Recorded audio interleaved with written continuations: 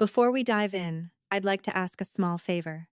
I'm pouring all my energy into reaching my goal of 1,000 subscribers, which means the world to me. Please, I'm asking you to hit that subscribe button. It's just a single click, but it gives me tremendous motivation to keep creating more videos. Thank you so much.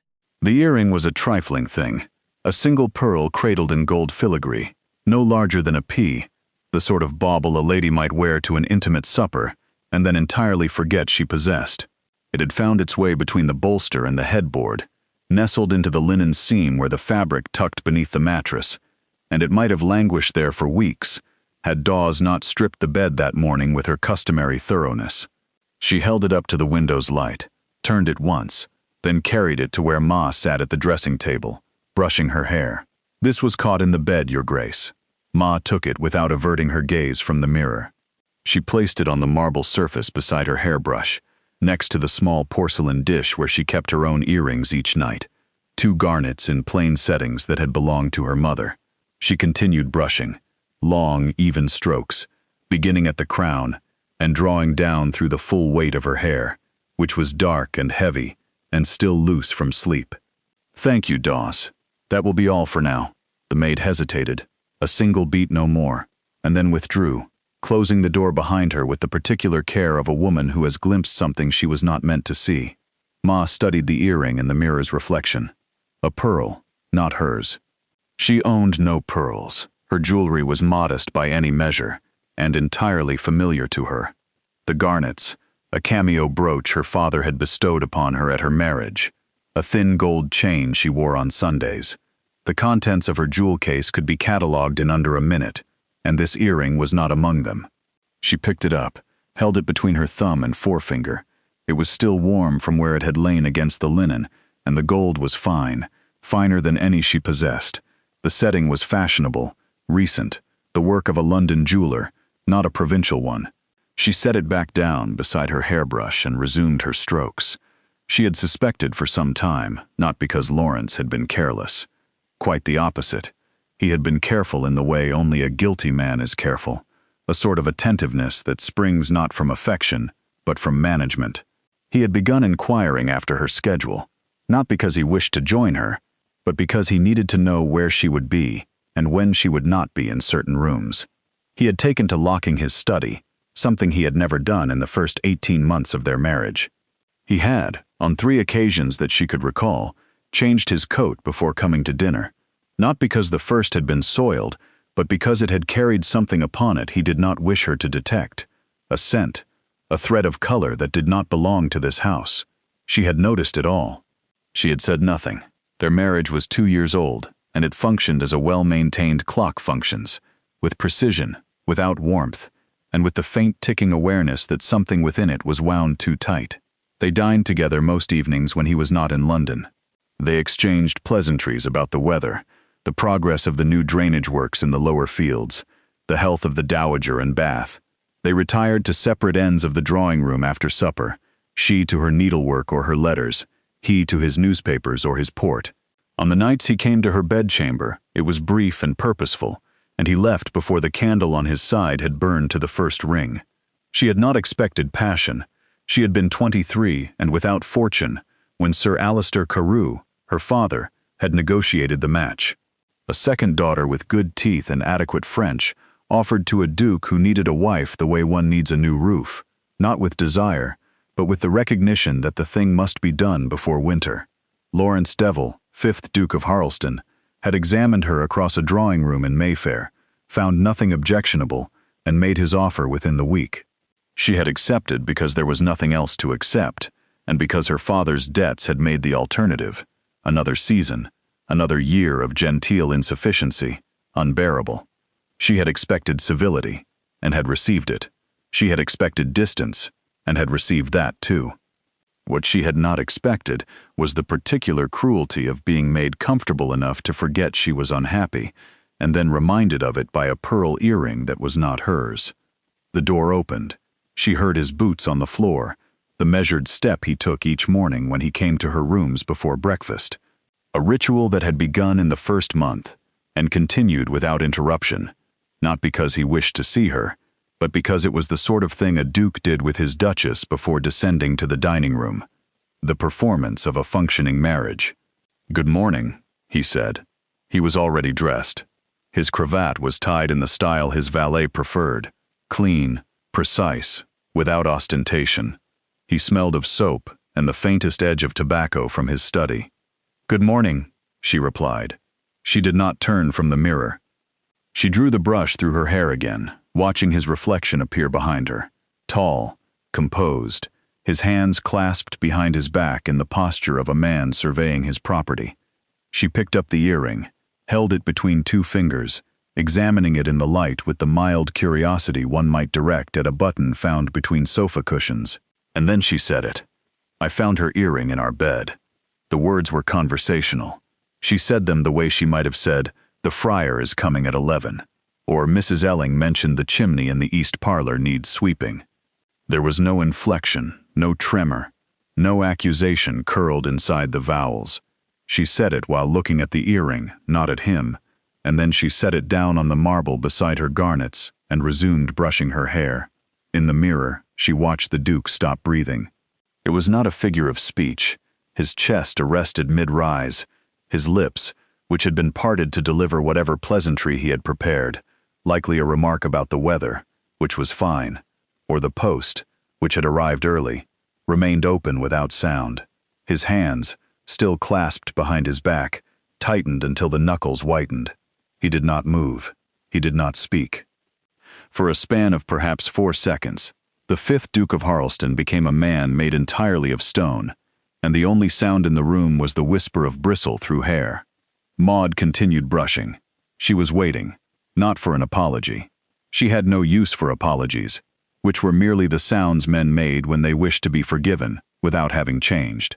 She was waiting to see what kind of man he decided to be in this moment, whether he would lie, whether he would deflect, whether he would do the thing so many men of his station did, which was to treat the discovery not as his failure, but as her indelicacy in mentioning it. "Ma," he said at last. His voice was hoarse. He had found breath again, but only barely, and the word came out as if it had been pulled from somewhere deeper than his throat. "Yes, He stopped. She watched his reflection swallow. His eyes had moved to the earring on the marble. He was staring at it the way a man stares at evidence presented in a courtroom, not with surprise, but with the slow, sickening recognition that the thing he had believed hidden was, and had perhaps always been, in full view. "It is a pretty thing," Ma said, still brushing. "A pearl, rather fine." "I do not own any pearls, as you may recall." He said nothing. She had not expected him to. The silence was its own confession, and she let it fill the room the way water fills a basin, steadily, without mercy, until there was no space left for pretense. She set down the brush, gathered her hair, and began pinning it herself. Dawes would normally have done this, but Dawes had been dismissed, and would not return until called. She worked with the unhurried competence of a woman who has dressed her own hair before, and does not require assistance, though assistance has been provided. She placed each pin with care. She did not rush. "I will not ask you who she is," she said, addressing his reflection. "I suspect I already know, though it does not matter to me greatly.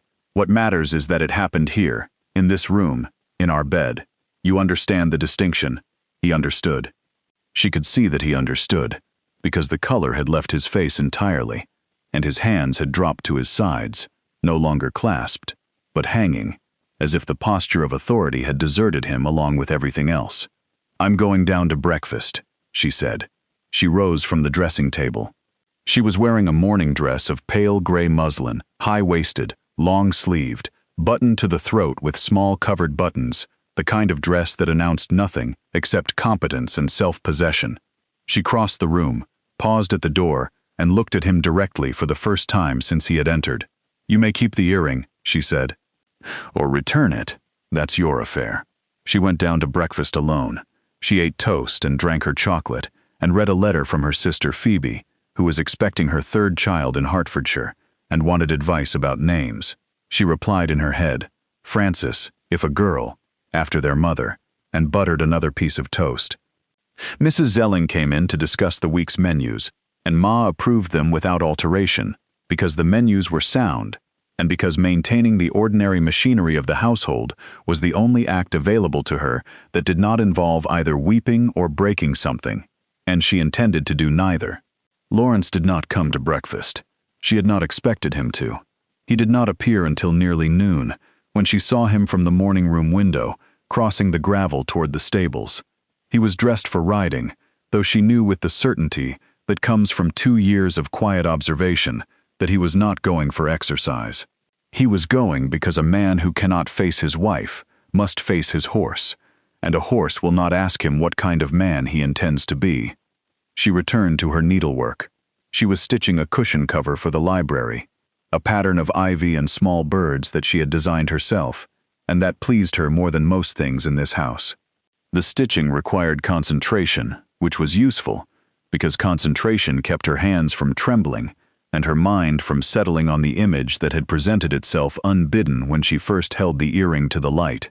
Another woman's head on her pillow, another woman's hair spread across linen that Ma herself had chosen, another woman's laughter, in a room where Maud slept alone on the nights he did not come to her.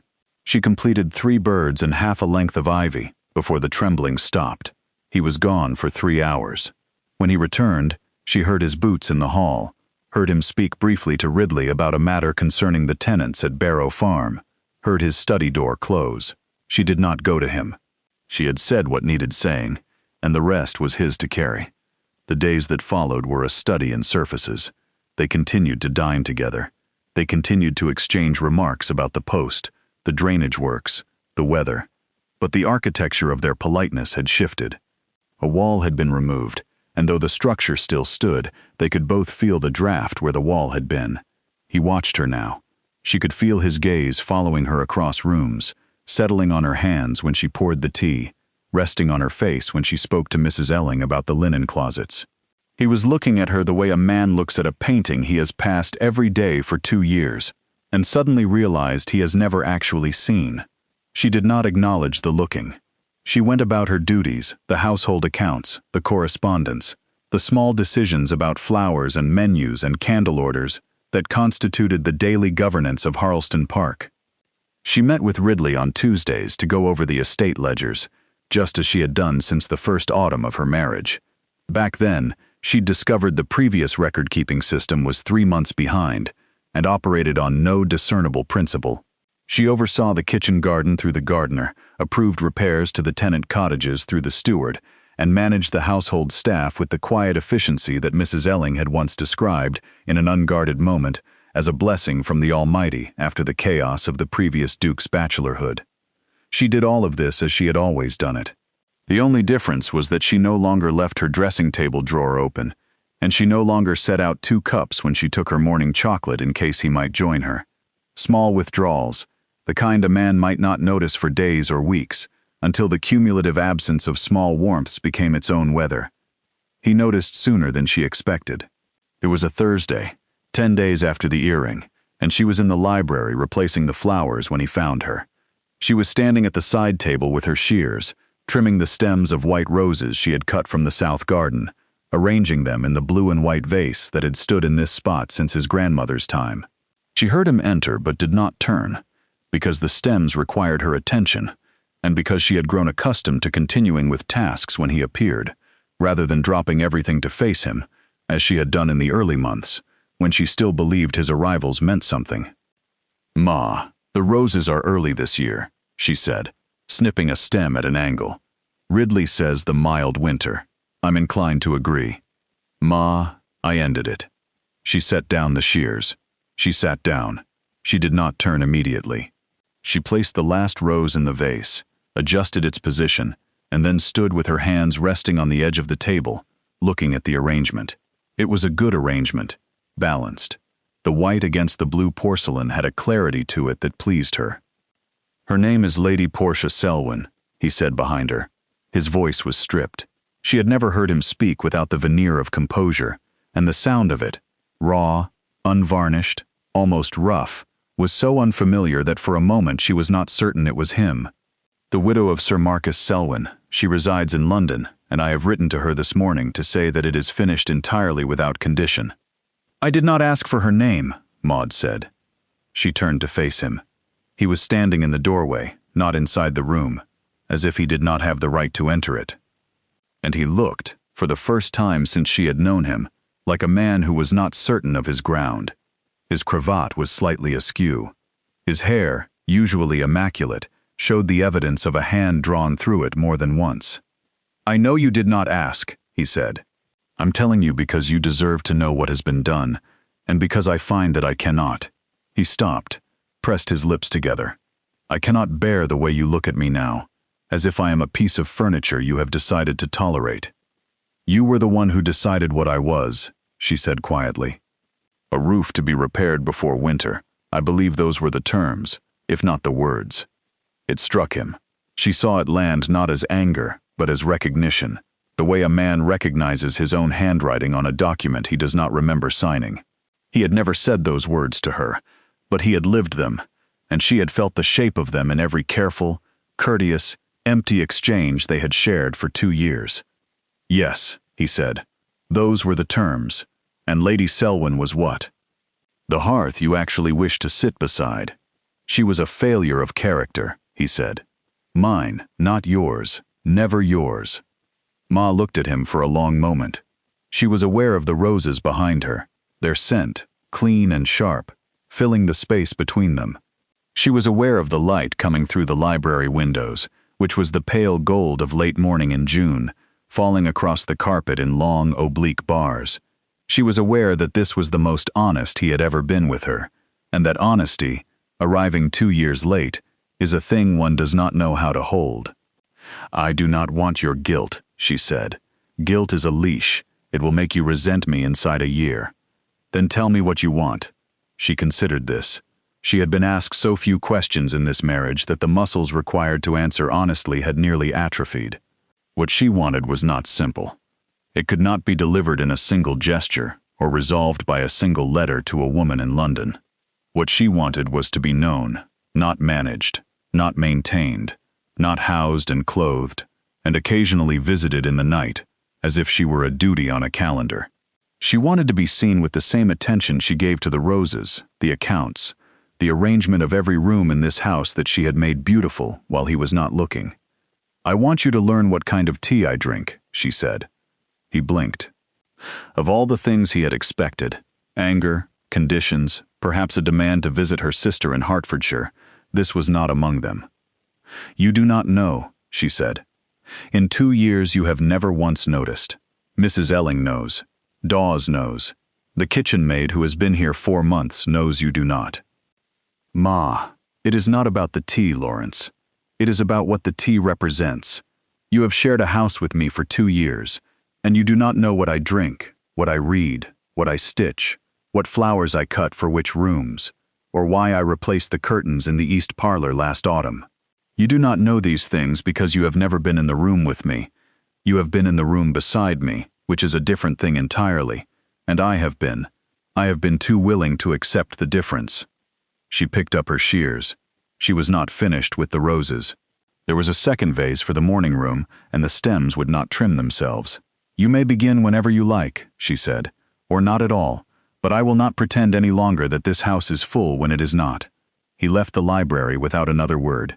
She trimmed the remaining stems and carried the second vase to the morning room herself, because the footman was attending to the silver, and because she had always preferred to place the flowers with her own hands, however much she knew a duchess ought not to. That evening a cup of tea appeared on her side table in the drawing room after supper. It was chamomile. She drank Darjeeling, but it was there, placed on the saucer she preferred, the blue Wedgwood with the gold rim, and beside it was a small folded note in his handwriting. It read, "I asked Mrs. Elling," she said, "chamomile. I suspect she was protecting your preference from me, which I deserve. I will try again tomorrow." She read the note twice. She folded it and placed it inside her work basket, beneath the silks where she kept small things she did not wish to lose. Then she drank the chamomile because someone had made it for her, and because it was warm, and because it was a beginning. The next morning Darjeeling appeared at her place at breakfast before she sat down. No note this time, just the cup steaming, placed precisely where she always set it herself. She looked at Lawrence across the table. He was reading his newspaper.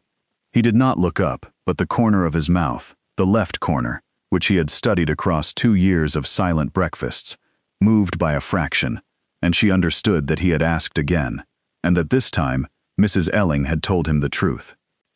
The weeks that followed were not a reconciliation. They were something slower and stranger, an education. He began to observe her the way she had always observed him, with the sustained attention of a person who is learning a language they should have learned long ago. He noticed that she read in the window seat, not the armchair. He noticed that she arranged the library flowers on Tuesdays and the morning room flowers on Fridays. He noticed that she walked in the south garden after luncheon, when the weather allowed, always the same path, always stopping at the sundial where the ivy grew thickest. And he asked Ridley, not her, not yet, but Ridley, why that particular spot? "It is where the light falls longest, Your Grace," Ridley told him. Her Grace discovered it the first autumn. He began to sit in the same room as her in the evenings, not beside her. That would have been too sudden, too deliberate, but in the chair nearest the fire, which was closer to her needlework table than the one he had always occupied. He brought his papers. He read. Occasionally he asked her a question, not about the weather or the post, but about what she was stitching or what Phoebe had written, or whether the new chimney sweep Mrs. Elling had engaged was any improvement on the last. They were small questions. She answered them, and in answering she felt something she had not felt in this marriage before. Not love, not yet. Not the kind that novels promised and reality rarely delivered, but presence. The simple, unremarkable fact of being in a room with a man who was, for the first time, actually in the room with her. She did not forgive him quickly. Forgiveness, she had learned, was not a single door, but a series of them, each requiring its own key, and some of those keys had not yet been made. There were nights when she lay alone in her bedchamber and thought of the earring, which she had placed in her jewelry box, not as a keepsake but as a reminder, and the hurt was as fresh as the morning dolls had found it in the sheets. There were mornings when he said something thoughtful, something that proved he had been paying attention, and she wanted to trust it, but could not, because attentiveness that arrives after betrayal wears a different face than attentiveness that was always there. But she watched him. She had always been good at watching. She watched him refuse an invitation to Lord Merredin's shooting party in September, because it coincided with the week Phoebe's baby was expected, and Ma intended to travel to Hertfordshire. He did not tell her he had refused. She learned it from Ridley, who mentioned it in passing. And when she asked him about it, he said only that he had no great fondness for Merredin's pheasants. She watched him dismiss a letter that arrived from London in a hand she did not recognize. He brought it to her in the morning room, unopened, and set it on the table between them. "From Lady Selwyn," he said. His voice was steady. "I have not read it and do not intend to. If you wish to open it, you may. If you wish to burn it, I will hold the candle." She looked at the letter. It was addressed in a woman's hand, elegant, assured, the kind of penmanship that spoke of good tutors and expensive ink. She picked it up, carried it to the fire, and placed it on the coals. It caught quickly. The edges curled. The wax seal darkened and bubbled, and in less than a minute, it was ash. "Thank you," she said. She returned to her needlework. He returned to his papers. But something had shifted. Another door had opened, and behind it was a room she had not known was there, and it was warmer than she expected. In October, when the House of Lords reconvened, and Lawrence was obliged to travel to London for the session, he wrote to her. Not the formal perfunctory notes he had sent in previous years. A line about his arrival, a line about the debates, a line about when he expected to return, but real letters. Letters that mentioned what he had eaten and what he had read, and that the light on the Thames at 4 o'clock reminded him of the light in the south garden at the same hour. Letters that asked after the ivy at the sundial and whether Mrs. Elling had resolved the matter of the chimney in the east parlor. Letters that closed not with his title, but with his name. She wrote back. She told him about the first frost, about Alistair, her father, sending a crate of apples from Kent, about the kitchen cat who had taken to sleeping in the library, whom she had not the heart to remove. She signed her letters with her name as well, and in doing so, felt something loosen in her chest that had been tight for a very long time. Mrs. Elling, who had served Harleston Park for 19 years and had seen the previous Duke drink himself into an early grave, and the current one nearly lose what he did not know he had, observed the change with the particular satisfaction of a woman who has kept a house standing through every kind of weather. She said nothing. She did not need to. She simply ensured that the tea was always fresh, and the writing paper always stocked, and that the letters, when they arrived from London, were placed on her Grace's breakfast tray before anything else. The earring Ma kept, not in the jewelry box. She moved it eventually to the drawer of her writing desk, wrapped in a scrap of muslin. It was not sentiment. It was not punishment. It was accuracy. She kept it because it was true, and because the marriage they were building now, slowly, deliberately, with the painstaking attention of two people constructing something they should have built from the start, deserved to be built on what was true, not on the convenient forgetting of what had come before. On the first anniversary of the earring, she thought of it that way. The anniversary of the earring, not the anniversary of the betrayal, because the earring was the thing that had been found, and the betrayal was the thing that had been ended. She came down to breakfast and found the pearl earrings companion on her plate. She stared at it, a single pearl in gold filigree, identical to the one in her desk drawer. She looked up at Lawrence, who was standing by the sideboard with his teacup, her teacup which he now poured for her each morning before she came down without being asked and without remark. "Where did you get this?" she asked. "I had it made," he said, "by the same jeweler. I asked him to replicate the setting exactly." He paused. "They are yours now, both of them if you want them." She understood what he was doing. He was not erasing the earring. He was not pretending it had never existed. He was completing the pair, taking the thing that had been evidence and making it instead an offering, giving her the set, giving her ownership of the whole miserable, beautiful story. She opened the muslin in her writing desk, placed the second earring beside the first, and looked at them together. They were very fine. The pearls were luminous, slightly warm, and the gold filigree caught the light from the window in the same way it had caught the light that morning at her dressing table, when her world had been rearranged by a single small object found in the folds of linen. She put them on, both of them. She wore them down to the morning room where Lawrence was reviewing correspondence with Ridley, and she did not mention them, and he did not mention them, but she saw his gaze move to her ears and rest there, and she saw his hand tighten around his pen, and she understood that this, the wearing of them, the choosing to wear them, was the last door, and she had opened it herself. That winter their son was born. They called him Alistair after her father, who wept when he received the letter and could not speak about it for 3 days afterward, without requiring his handkerchief. Phoebe, whose own daughter Frances had arrived in October, declared that the cousins would be inseparable and began planning visits before the ink on the birth announcement was dry. Maud wore the pearl earrings to the christening. She wore them to every christening afterward. There would be a daughter, Phoebe Margaret, 20 months later, and a second son, Thomas, the year after that. She wore them on ordinary Tuesdays and on extraordinary ones.